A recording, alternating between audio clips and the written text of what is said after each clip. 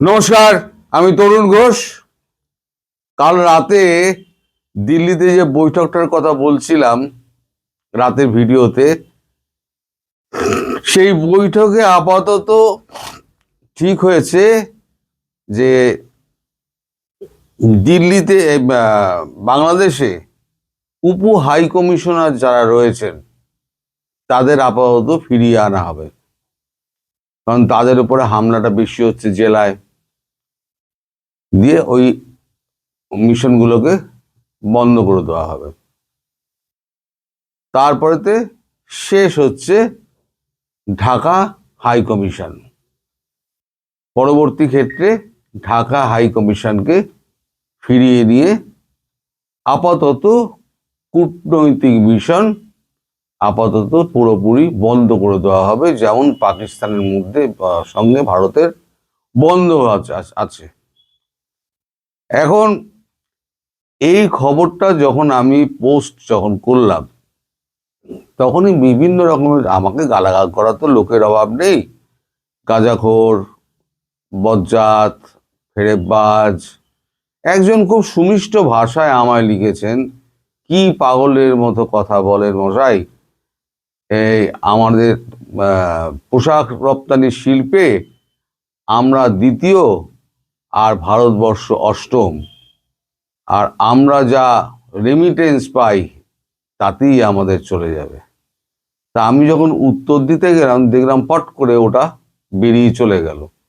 আমি জানি না উনি পরে ডিলিট করে দিয়েছেন কিনা, আমি উত্তর দেওয়ার সময় পেলাম না, তার নামও দেখতে পাইনি, তাই তাকে আমি ভিডিওতেই উত্তরটা দিচ্ছি যে আমি যেখানে লিখেছি যে বহির্বিশ্ব থেকে বিচ্ছিন্ন হয়ে বাংলাদেশ একা একা কি করে বাঁচবে এবার আমি দেখব। শুধুমাত্র পোশাক শিল্প রপ্তানি করে আর রেমিটেন্স দিয়ে দেশ চলে না। আর পোশাক শিল্প রপ্তানি কোথা দিয়ে হবে? অর্ধেক জায়গা, মানে ম্যাক্সিমাম জায়গাটাই তো ভারতবর্ষ ছিল। খাদ্যশস্য আপনারা স্বয়ংসম্পূর্ণ নন।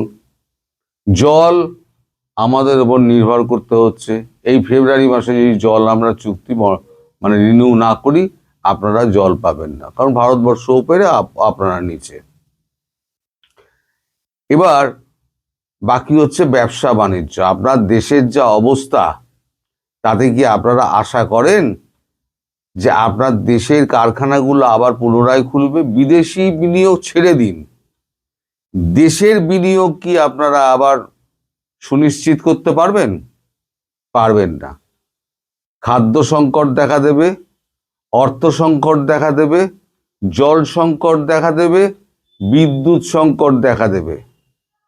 একের পর এক যখন ঘাড়ের ওপর পড়বে, তখন কে মূর্খ আর কে বুদ্ধিমান তখন কিন্তু পরিষ্কার হিসেব হয়ে যাবে। শুধুমাত্র পোশাক শিল্প রপ্তানি করে বিশ্ব চালানো বা দেশ চালানো যায় না। তাহলে পরে আমেরিকা একা একাই বেঁচে থাকতো। একটা প্রশ্ন উঠেছিল ভারতের সঙ্গে আমেরিকার যখন গন্ডগোল হয়, আমেরিকাকে ছাড়া সারা বিশ্ব বাঁচবে, আমেরিকা কি সারা বিশ্ব ছাড়া বাঁচতে পারবে? রাজনৈতিক ক্ষেত্রে, দেশের ক্ষেত্রে সেই একই ব্যাপার, একে অপরের ওপরে নির্ভরশীল। আমরা যে বাংলাদেশের ওপরে কিছুটা নির্ভরশীল ছিলাম না তা নয়, আমরা কিছুটা নির্ভরশীল ছিলাম, কিন্তু তুলনায় কম। আমরা যদি 10% হতাম, 90% আপনারা হতেন। আপনারা কি এমন উৎপাদন করেন আমায় বলুন যে ভারতবর্ষ এবং বিশ্বে আপনারা সাপ্লাই করবেন এই পোশাকটা ছাড়া? কি এমন আছে? এবার সি রুট ধরে যদি আপনারা ওই পোশাক সাপ্লাই করেন, তাহলে পরে দামের ক্ষেত্রে আপনাদের যা কম্পিটিটিভ রেট কি আপনারা দিতে পারবেন? দিতে পারবেন না। ফলে এই যে দ্বিতীয় স্থানের গর্ব যেটা করছেন না, দেখবেন একেবারে অন্তিম স্থানে নেমে আসবে, আর বাংলাদেশের পোশাক শিল্পের বাকিটাও ধ্বংস হয়ে যাবে। আপনারা নিজে হাতে ধ্বংস করবেন। তা যাই হোক, ওনার কথার অনেক জবাব দিয়েছি, এবার আসল ঘটনায় আসা যাক। ভারতবর্ষ ঠিক করেছে ধীরে ধীরে ধীরে ধীরে পাকিস্তানের সঙ্গে ভারতের যে সম্পর্ক, বাংলাদেশের সঙ্গেও ভারতের সেই সম্পর্কই বজায় থাকবে। শেখ হাসিনা গতকালকে একটা মন্তব্য করেছেন, এই নাইকে দিয়ে একটা সাক্ষাৎকার দিয়েছেন। সেখানে তিনি বলেছেন যে এই সমস্ত কিছুর জন্য দায়ী হচ্ছে ইউনূস সরকার। তিনি জেনে বুঝে সমস্ত কিছু সন্ত্রাসবাদীদের জেল থেকে ছেড়ে দিয়েছেন এবং সন্ত্রাসবাদীদের হাতে দেশটাকে তুলে দিয়েছেন। ভারতবর্ষ বন্ধু দেশ, 15 বছর আমরা বন্ধু ছিলাম। আবার আমি যখন ফিরে যাব তখন নিশ্চয়ই আমার সঙ্গে ভারতবর্ষের সম্পর্ক আবার সুস্থির হয়ে যাবে, অবশ্যই হবে। যে কোনো গভর্নমেন্ট এলে তার সঙ্গে ভারতবর্ষ কাজ করতে, শুধু আওয়ামী লীগ নয়, নির্বাচিত সরকার যদি জামাত না আসে, নির্বাচিত সরকার এলে ভারতবর্ষ কাজ করবে। কিন্তু এই মানে এই উগ্রবাদী সন্ত্রাসবাদী এই সরকার ইউনূস, তার সঙ্গে ভারতবর্ষ কাজ করবে না। কারণ এদের প্রাণ সংশয় হয়ে যাবে যে কোনো দিন। একটা কূটনৈতিক মৃত্যু কর্মীর যদি মৃত্যু হয় বা কোনো কূটনৈতিক যদি মিশনের লোকের মৃত্যু হয়, তাহলে সারা বিশ্বে আপনাদের একেবারে ডামাডোল বেজে যাবে। ভারতবর্ষের তো বাঁচবেই। সুতরাং ভারতবর্ষ সেই রিস্কটা কখনোই নেবে না। তার আগে সবাইকে ফিরিয়ে নেবে, দিয়ে তালাচাবি বন্ধ করে দাও, তুমি তোমার মতো থাকো, আমি আমার মতো থাকি। নির্বাচন ডক্টর ইউনূস নেবে না। তিনি একটা সন্ত্রাসবাদী, তিনি সন্ত্রাসের রাজত্ব কায়েম করে বসে থাকতে চান। তিনি দেশের যার জন্য, যারা বিদেশে গিয়ে লড়াই করার জন্য শহীদ হয়ে ফিরে এলেন, সেই সৈনিকরা তাদের স্টিলের বাক্সে করে ফিরিয়ে এনেছে। সেটা স্টিলের বাক্স সমেত চলে গিয়েছে কবরে, অথবা বাইরে বের করে। স্টিলের বাক্সটা কাঠের বাক্সও পরিণত হয়নি, কফিনে যেটা কফিন হয় তাতে পরিণত হয়নি, তাতে একটা জাতীয় পতাকাও তাতে লাগানো হয়নি। শ্রদ্ধা এমনই। সেখানে সরকার প্রধান উপস্থিত হলেন না। উপস্থিত হলেন কোথায়? হাদির ওখানে। হাদির ওখানে মাথায় একটা টুপি দিয়ে জব্বা পরে তিনি ওখানে কিন্তু উপস্থিত হলেন। সুতরাং এই সরকারের যে প্রধান মোহাম্মদ ইউনূস, তিনি কি চাইছেন সেটা কিন্তু পৃথিবীর মানুষ জেনে গিয়েছে। বিশেষ করে আমেরিকা বুঝে গিয়েছে যে এ হাতের বাইরে চলে গিয়েছে গেম। এখন আমেরিকার দুটো আপনার ড্রিল হওয়ার কথা ছিল। একটা ড্রিল হওয়ার কথা ছিল ইউএস আর্মি আর বাংলাদেশ আর্মির মধ্যে শীতকালীন একটা ঠাকুরগাঁওতে 26-27 একটা ড্রিল হওয়ার কথা ছিল, সেটা জয়েন্ট ড্রিল, সেটা ক্যান্সেল হয়ে গিয়েছে। আর ইউএস নৌবাহিনী আর বাংলাদেশ নৌবাহিনীর মধ্যে চাঁদপুর এবং মেঘনা নদীর ওপরে যে মহড়াটা হওয়ার কথা ছিল, সেই মহড়াটাও বন্ধ হয়ে গেছে।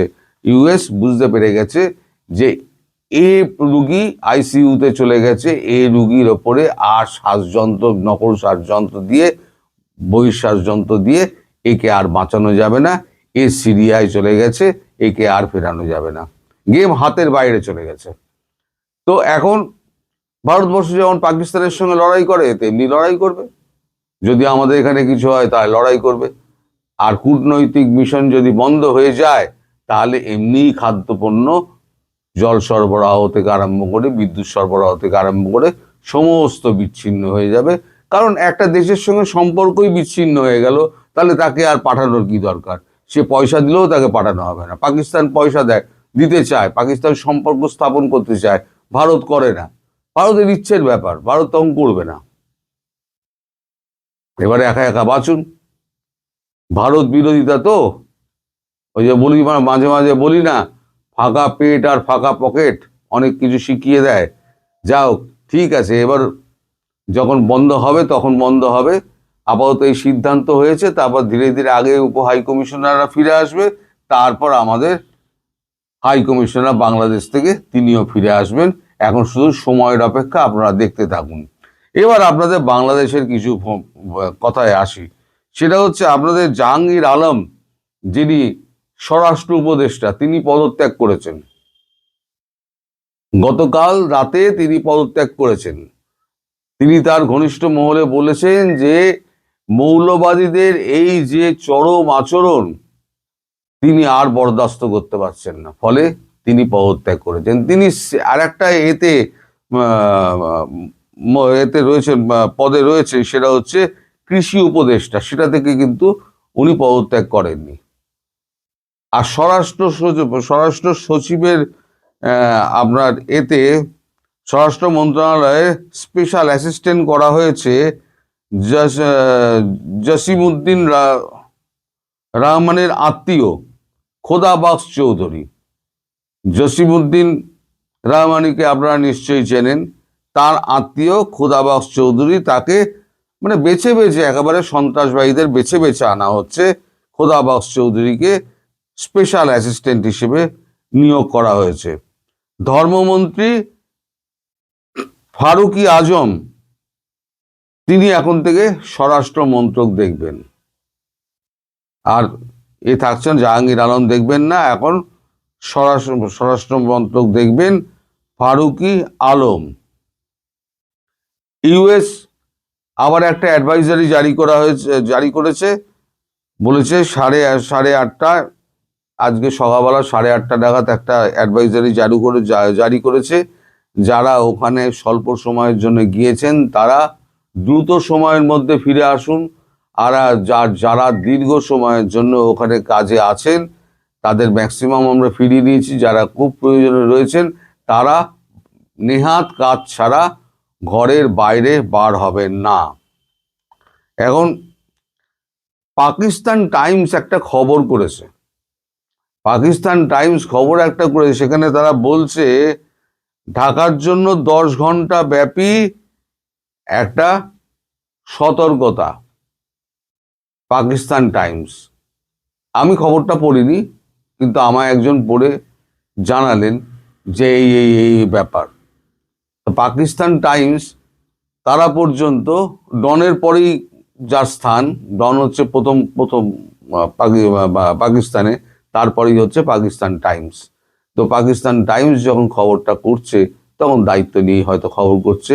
আগামী 10 ঘন্টার মধ্যে কি হবে না হবে তা আমি জানি না, পাকিস্তান টাইমস লিখেছে এইটা। এখন দেখা যাক সামনে কি হয়। আমি তো গাঁজাবাজ গুলিবাজ যা পারি আমি বলে দিই। এবার যখন এক এক করে সত্যি প্রমাণিত হবে তখন ভুক্তভোগী কে হবে? এই গাঁজাবাজ হবে না, এই কি বলে গাঁজাখোর হবে না, মিথ্যেবাদীও হবে না, আর বেকুবও হবে না। হবেন কে? আপনারাই তখন গাড্ডায় পড়বেন। সবাইকে তখন বরাবরের মতো ধন্যবাদ জানিয়ে আমিও বিদায় নেব। আর আপাতত আমি বিদায় নিচ্ছি। নমস্কার।